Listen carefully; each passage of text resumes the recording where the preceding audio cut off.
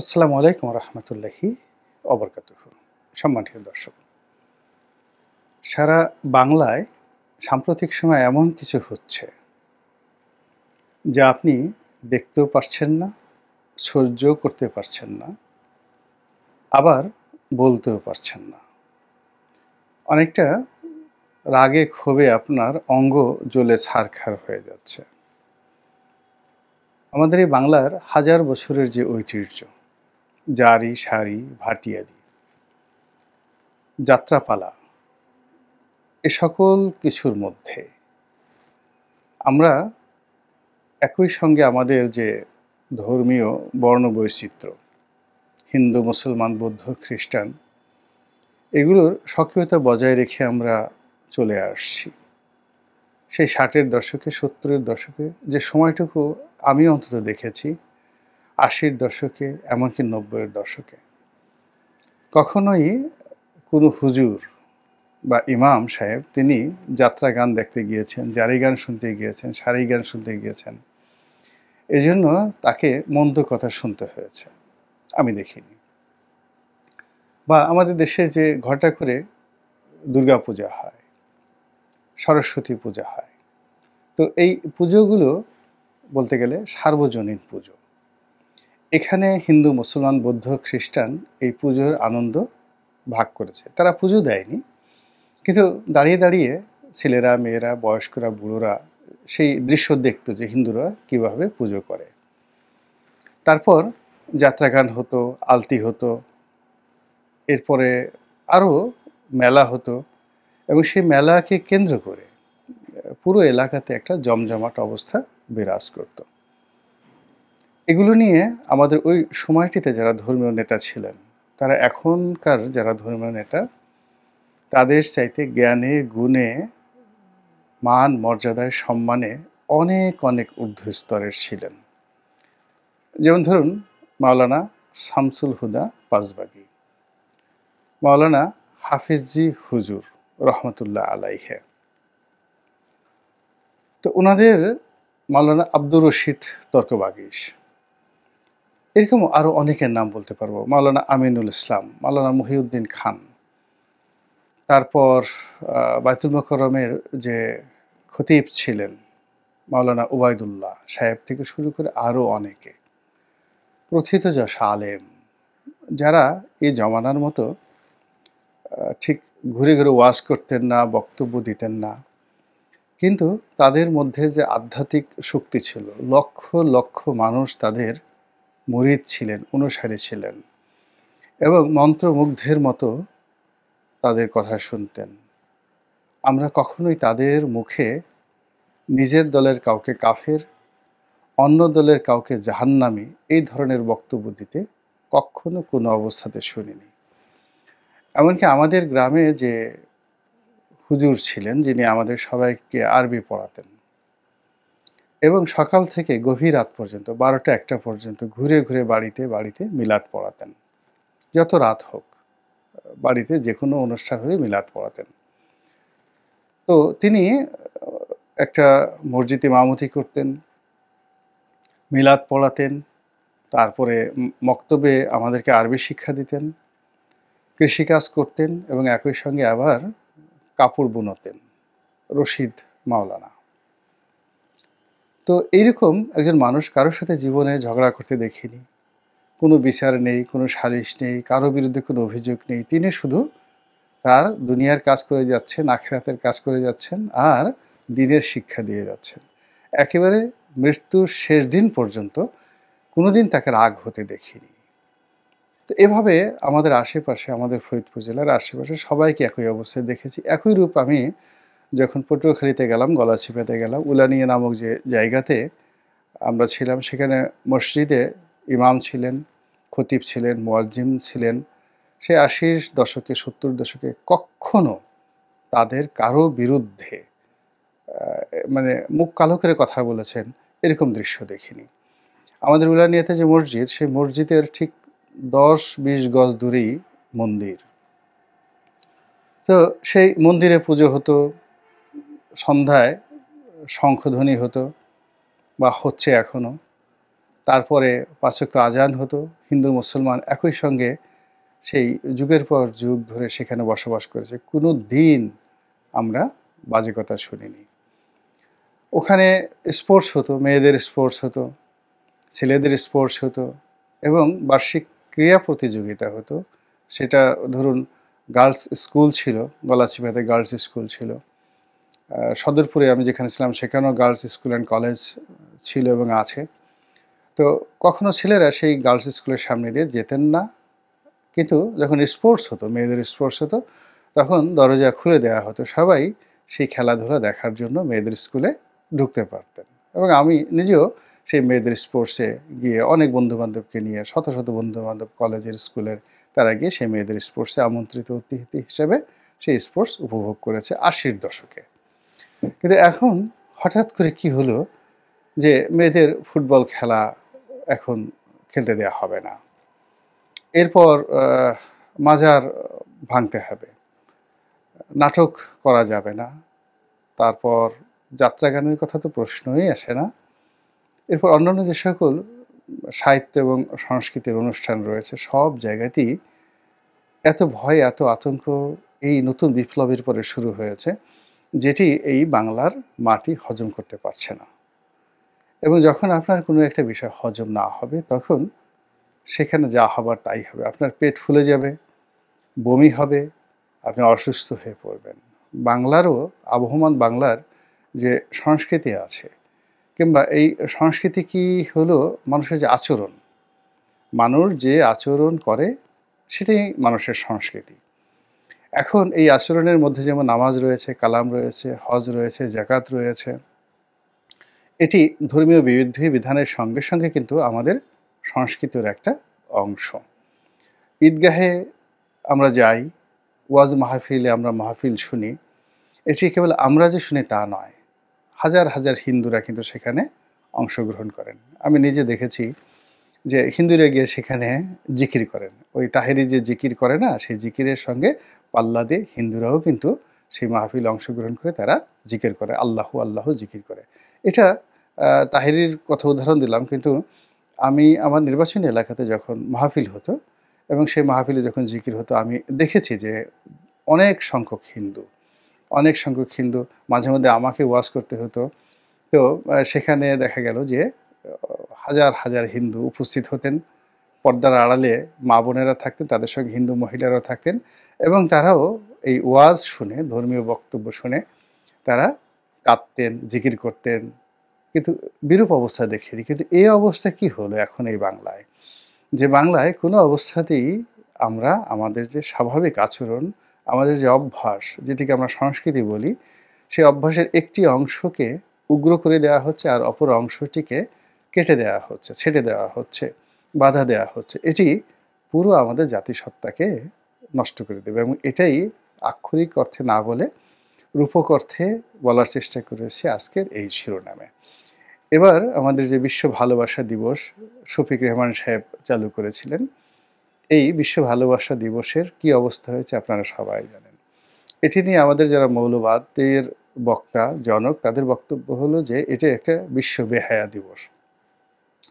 ছেলেমেয়েরা রং ঢং করে, অবিবাহিত ছেলেরা মেয়েরা একসাথে হাত ধরাধরি করে ঘুরে, বাসন্তী রঙের শাড়ি পরে তারা ঘোরাফেরা করে, অনেকে পরকীয়া প্রেম করে, অনেকে বিবাহ বহির্ভূত যে সম্পর্কগুলো, সেই সম্পর্কগুলো তারা এই দিনে এসে একেবারে বেহাল্লাপনায় রূপান্তরিত করে।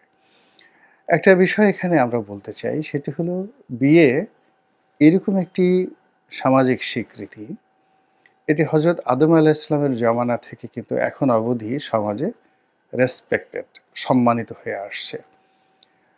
এমন কোনো সমাজ ছিল না, সেটা মহাভারতের যুগ বলেন, বৈদিক যুগ বলেন, কিংবা আয়ামে জাহেলিয়াত বলেন, অথবা আরও মন্দ যে যুগগুলো ছিল, কেবলমাত্র জাজিরাতুল আরব নয়, কেবলমাত্র রাশিয়া নয়, তুরস্ক নয়, সারা দুনিয়াতে, এমনকি সেই যে মায়া সভ্যতা থেকে শুরু করে আফ্রিকার গহীন অরণ্যে ৫,০০০ বছর, ১০,০০০ বছর যত সময় বলেন, এমনকি চীন দেশে বিয়ে যে বিষয়টি, এটি সবসময় সম্মানিত ছিল, গৃহীত ছিল এবং এর কোনো বিকল্প ছিল না, যেটি এখনও নেই। আবার যে বিষয়গুলো আমরা এখন নিন্দা করছি, যেমন পতিতাবৃত্তি, অবাক হয়ে যাবেন যে এটিও পৃথিবীর সেই বিয়ের সাথে সাথে সামঞ্জস্যপূর্ণ একই সঙ্গে চলেছে। মানে বিয়েটা যেভাবে চলেছে, পতিতাবৃত্তি চলেছে, পরকীয়া চলেছে। এই যে এখন যেটি পুংমৈথুন বলে বা যেটিকে হোমোসেক্স বলা হয়, এই জিনিসটিও সবসময় এটাতে ছিল। পুরুষের অন্য পুরুষের প্রতি আকর্ষণ, নারীর অন্য নারীর প্রতি আকর্ষণ, এটি কোনো সমাজ, কোনো রাষ্ট্র, কোনো জায়গাতেই এটিকে বন্ধ করা যায়নি। সমাজ এটিকে জানে এবং এটিকে জানার ফলে এটির জন্য শাস্তি আছে, এটির জন্য নিন্দা রয়েছে, এটির জন্য পুরস্কার রয়েছে দুনিয়া এবং আখেরাতে, এটির জন্য সামাজিক স্বীকৃতি রয়েছে এবং সামাজিক অস্বীকৃতি রয়েছে। এবং এভাবেই সারা পৃথিবীতে একটা সাম্যতা, একটি নিয়ন্ত্রিত বিধি ব্যবস্থা গড়ে উঠেছে। এমনকি আমেরিকাতে দেখেন, যেখানে পুরুষে পুরুষে বিয়েটা আমেরিকা এবং ইউরোপে যেখানে বৈধতা দেওয়া হয়েছে, এবং সেখানে কেউ যদি বলে আমি গে, তাকে ওই সমাজে রাষ্ট্রীয়ভাবে কেউ নিন্দা জানে না। কিন্তু এখনও পর্যন্ত আমেরিকান সোসাইটিতে কোনো অবস্থাতেই এটি আদরণীয় নয়, এটি গ্রহণীয় নয়। একইভাবে আপনি চিন্তা করুন যে আস্তিকতাবাদ এবং নাস্তিকতাবাদ, অর্থাৎ আল্লাহ রাসূলে বিশ্বাস করে না, খোদা ভগবানে বিশ্বাস করে না, ঈশ্বরে বিশ্বাস করে না, এটাও আদিকাল থেকে ছিল, এখনও আছে। এবং অবাক করার ব্যাপার হলো যে এই পৃথিবীতে ৯০ও নয়, যাকে বলা হয় ৯৯% লোকই ধর্মবিশ্বাসী। এমনও ধর্ম রয়েছে মাত্র স্বামী স্ত্রী দুজন বা পিতা পুত্র দুজন, এমনকি একটা পরিবারের মধ্যে সীমাবদ্ধ, কিন্তু তারা ধর্মবিশ্বাসী। সেই তুলনায় যারা নাস্তিক, সৃষ্টিকতাকে বিশ্বাস করে না, তাদের সংখ্যা খুবই অল্প। কাজেই যারা আস্তিক রয়েছেন, তাদের এই নাস্তিকতা নিয়ে বাড়াবাড়িটা কোনো অবস্থাতেই এটা অতীতেও কখনো গ্রহণযোগ্যতা পায়নি, বর্তমানেও সেটা গ্রহণযোগ্যতা পাচ্ছে না। এর কারণ হলো এটা একেবারেই অপ্রয়োজনীয়। সমাজ কখনোই এই জিনিসটি গ্রহণ করে না। সত্যের বিরুদ্ধে যে কোনো জিনিস হোক না কেন, এটা গ্রহণ করে না। মদ্যপান, নেশা করা, ভাং করা, জুয়া খেলা, তাস খেলা, এটা যে ১৪০০ বছর আগে আল্লাহ রাসূল নিন্দা করেছেন তা নয়।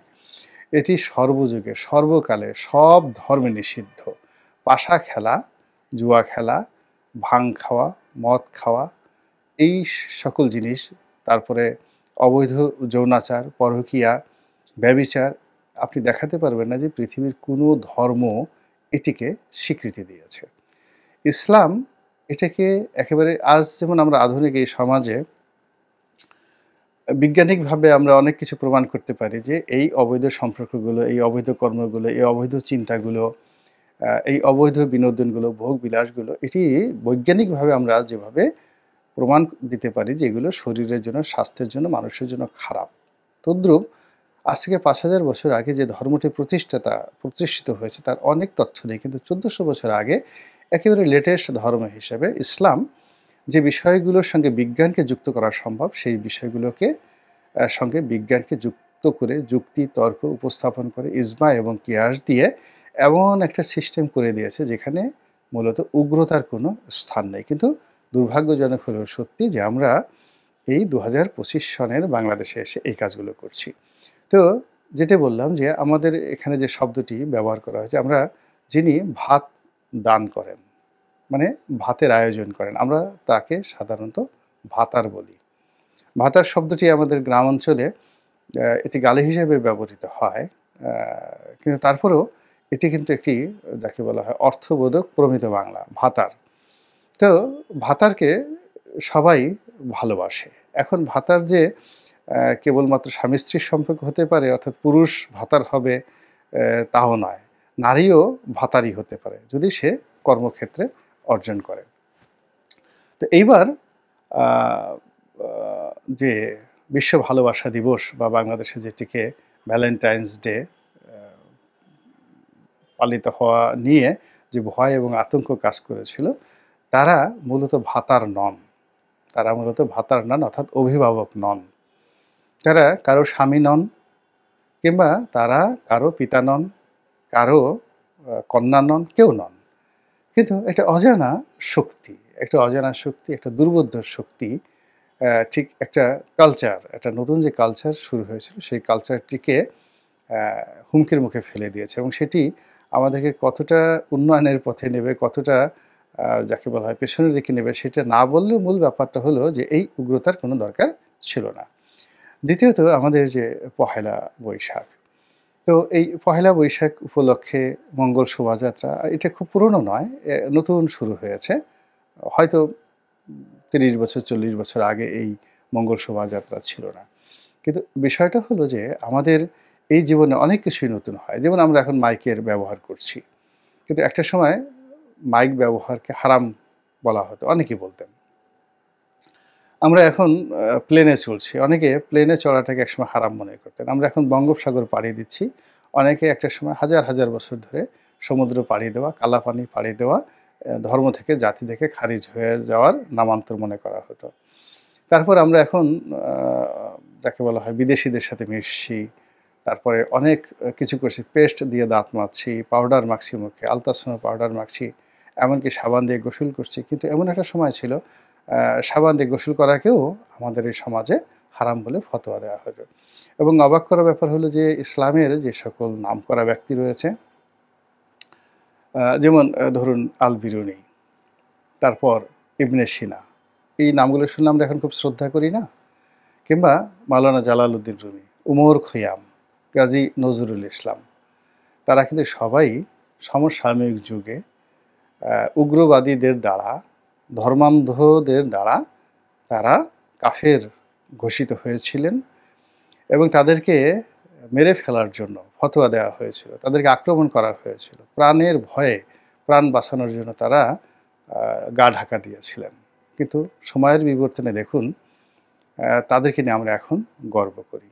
তো কাজেই এই যে সামনে যে পহেলা বৈশাখ আসছে, সেই পহেলা বৈশাখে আমাদের যে ঐতিহ্যগুলো, রমনার বটমূলে সেই যে গান বাজনা, তারপর পহেলা বৈশাখ উপলক্ষে সারা বাংলায় মেলা এবং পার্বণ শুরু করা, তারপরে পহেলা বৈশাখ উপলক্ষে ইদানিং মানে এই বছর ৩০-৪০ হলো পান্তা ভাত, ইলিশ এবং পান্তা ভাত খাওয়া। এই জিনিসগুলো এমন একটা আনন্দ, যে আনন্দের মধ্যে কোনো গুনাহ নেই, যে আনন্দের মধ্যে কোনো শিরক নেই, কোনো বেদাত নেই, যে আনন্দ কোনো অবস্থাতেই অন্য কারোর জন্য ক্ষতিকর নয়। কিন্তু এই বিষয়গুলো নিয়েও আমাদের এই সমাজে কিন্তু নিদারুণ বাড়াবাড়ি হচ্ছে এবং বাড়াবাড়ি হচ্ছে বিভিন্ন সময়ে।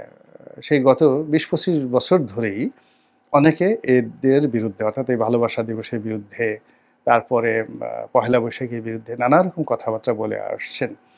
কিন্তু সরাসরি এগুলোকে বাধা দেওয়ার মতো শক্তি হয়তো তাদের ছিল না। কিন্তু এখন এই সময়টিতে ডক্টর মোহাম্মদ ইউনূসের জমানাতে এই বাধাদানকারীরা যেকোনো সময়ের চাইতে শক্তিশালী, আত্মবিশ্বাসী এবং একই সঙ্গে